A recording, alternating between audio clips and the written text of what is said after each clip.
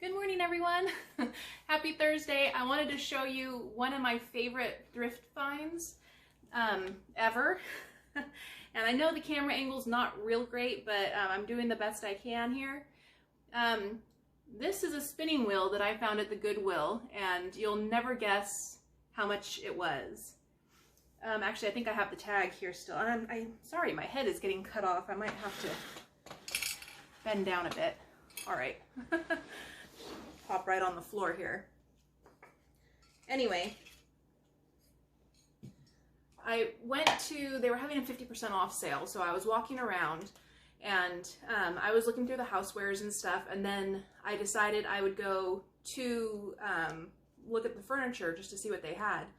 And as I was walking over, I spotted this, and I knew exactly what it was because I've been wanting one for such a long time. But they are so expensive. So when I looked at the price tag, I was expecting it to be like $100 or something. Even at a secondhand store, I was expecting it to be a lot. They had it for $12.99. And it was a 50% off sale. So I got this for like $6.50. And it has all of the things that it needs. It came with the bobbin and everything. The only thing that it didn't have was all of the strings for the flywheel and everything, and then the brake. I had to kind of rig it up. And actually, let me go ahead and take the camera down, and I'll show you all of the things that I had to do to kind of make it so that it'll work, because it did have some damage, or there were some broken bits that I had to kind of fix on my own, but I was able to do that. Let me show you that real quick. Okay, one of the things that it needs is, it needs to have a string that comes over the top of this, and this is for the brake. It kind of holds the bobbin in place while the wheel spins. I'll demonstrate how this works.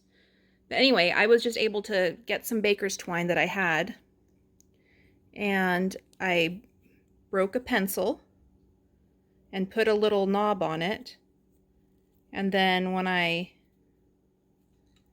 put it in here, I can kind of screw it down, and that holds this in place for me so that while I'm spinning, the bobbin just doesn't spin freely. And then I had to replace this this drive band here, and it's just a piece of twine that I went around. And this is not actually, some people get confused how spinning wheels work. This is not actually the string that you're spinning. That goes someplace else, and I can show you when I'm actually doing it. And then there was a piece here that was broken, so these two pieces were not connected at all. I had to get a little strip of leather and screw a new strip of leather in so that when you press the foot pedal, it will actually go. All right, let me see if I can show you how I get this to work.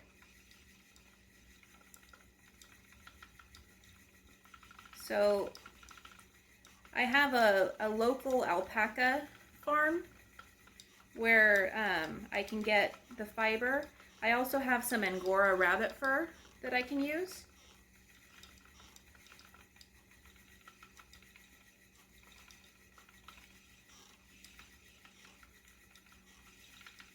Okay, I'm going to stop for just a second because this is getting a little bit more twisted than I want it to be.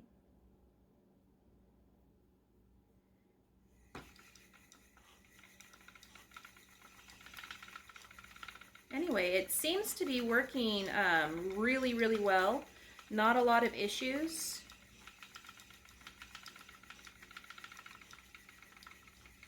I'm definitely a novice at this.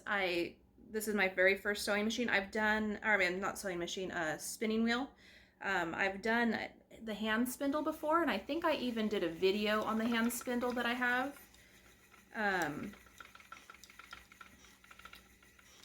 But this is so much faster than the hand spindle. Not as portable, of course, but it's certainly nice to have the option. to do both. Starting to get a little full there. I enjoy this, and even my 8-year-old has tried this and she likes it too.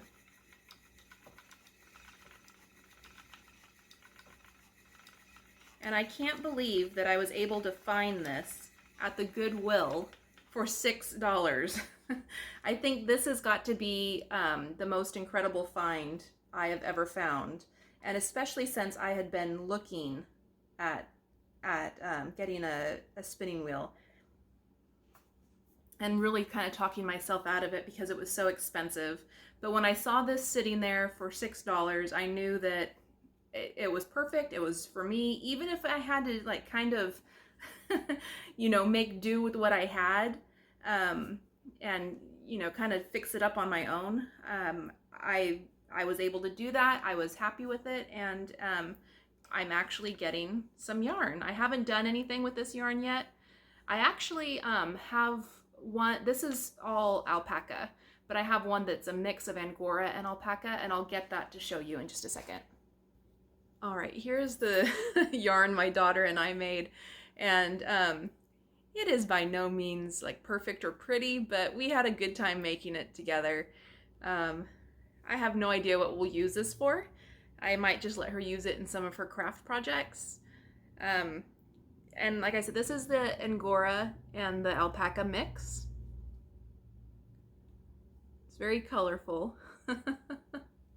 And then the whitish gray here, that's the Angora fur, and then the alpaca is all the colorful dyed fur.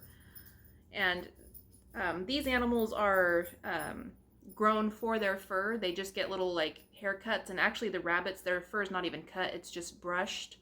They just get like brushed, and then that is saved, and you're able to spin it.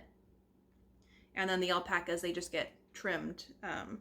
None of the animals are killed. It's not that's not how you get wool from animals. So it's very friendly. The animals are very well taken care of, and they're happy.